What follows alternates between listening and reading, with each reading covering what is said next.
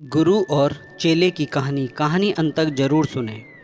दो बौद्ध भिक्षुक एक मठ में रहा करते थे। एक बुजुर्ग था और एक जवान।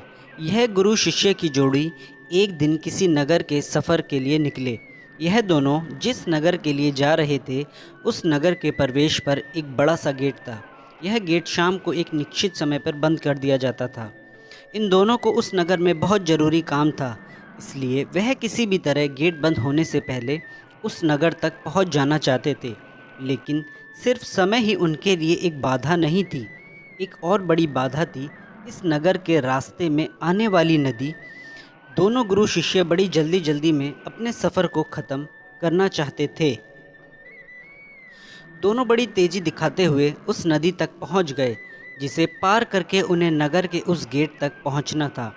बारिश का मौसम था, इसलिए सामान्य रूप से जितना उस नदी में पानी होता था उससे ज़्यादा था। दोनों ने नदी तक पहुंचने के बाद समय देखा तो अब नगर के गेट बंद होने के लिए ज़्यादा समय बचा नहीं था। ज़्यादा पानी होने की वजह से वह दोनों नदी में तैरकर जाने का रिस्क नहीं ले सकते थे। इसलिए गुरु ने इधर उधर देखा तो उसे एक जगह पर एक नाविक बैठा हुआ नजर आया। गुरु ने नाविक को नदी पार कराने के लिए मना लिया। नाविक के साथ दोनों गुरु और चेले नाव में सवार हो गए और नाविक को कहने लगे कि ज़रा जल्दी इस नदी को पार करवा दो।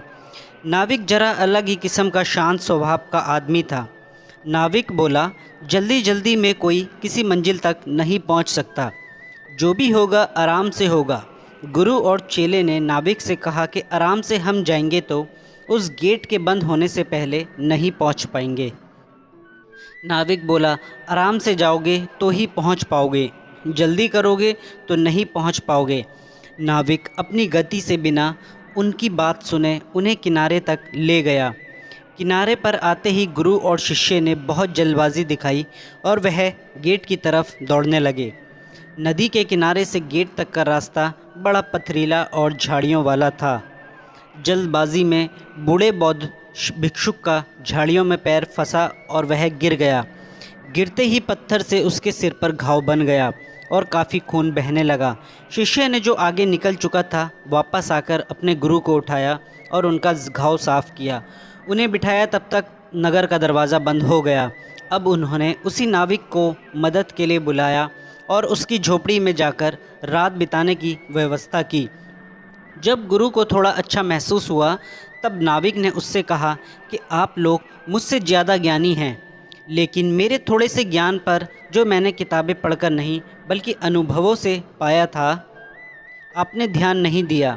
अगर आपने मेरी बात मानकर आराम से गेट की तरफ गए होते तो आज आप मेरी झोपड़ी में रात बिताने के बजाय नगर में आराम से रात बिता रहे होते। दोस्तों, हम भी अपने जीवन में इसी तरह ज़रूरत से ज़्यादा जल्दबाज़ी दिखाते हैं और इसी जल्दबाज़ी में हमें ऐसी गलतियां कर बैठते हैं जो खुद ही हमें अपनी मंजिल तक पहुंचने से रोक देती हैं। माना कि मंजिल पर पहुंचना ज़रूरी है, लेकिन क्या उस मंजिल तक पहुंचने वाले रास्ते का सफ़र का आनंद लेना ज़रूरी नहीं है? कमेंट करके ज़रूर बताएं। लाइक करें वीडियो को।